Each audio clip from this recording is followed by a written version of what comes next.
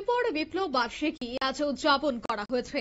বামেদের পক্ষ থেকে ঐতিহাসিক নভেম্বর বিপ্লবী বার্ষিকী উদযাপন গোটা মাস ব্যাপী বামেদের পক্ষ থেকে নানা কর্মসূচির আয়োজন করা হয়। ঠিক তেমনি আজ আগরতলার টাউন হলেও কিন্তু সিপিএম রাজ্য কমিটির উদ্যোগে নভেম্বর বিপ্লব বার্ষিকী উপলক্ষে এক আলোচনা সভার আয়োজন করা হয়, যেখানে বামেদের সমস্ত নেতৃত্বরাই অর্থাৎ প্রথম সারির নেতারা, প্রাক্তন বিধায়ক, প্রাক্তন মন্ত্রীরাও উপস্থিত ছিলেন।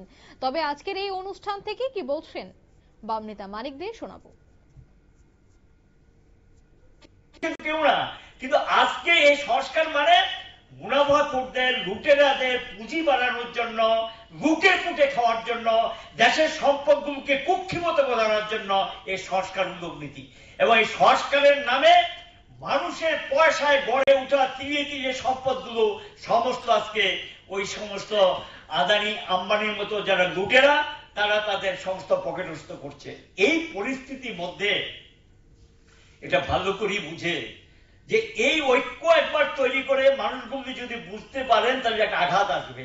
এই আঘাতটাকে আটকে দেওয়ার জন্যই এই আরএসএস, বিশ্ব হিন্দু পরিষদ, বজরঙ্গ দল, এই সমস্ত যারা ধর্মের নামে বিভাজনের রাজনীতি করো, এটা কি ঐক্যটাকে দুর্বল। কাজে শ্রমিক শ্রেণীকে স্বাভাবিক কারণে ঐক্য যদি রক্ষা করতে হয়, এটার বিরুদ্ধে লড়াই না করতে আপনার ঐক্য রক্ষা করা যাবে না।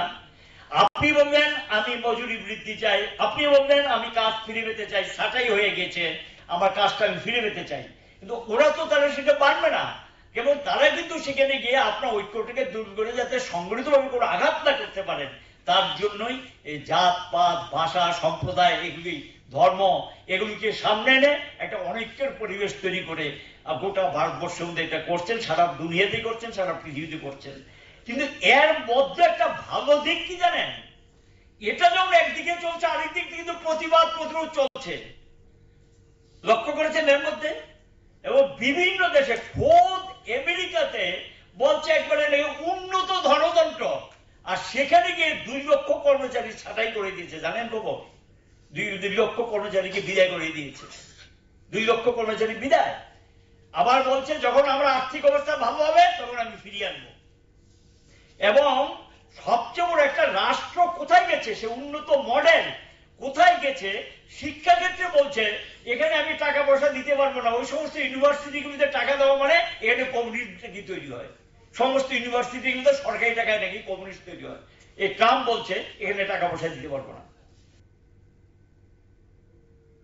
আপনারা শুনলেন মানিক দের বক্তব্য। অর্থাৎ তিনি বললেন বর্তমান দেশের পরিস্থিতি নিয়ে তিনি আলোচনা করলেন।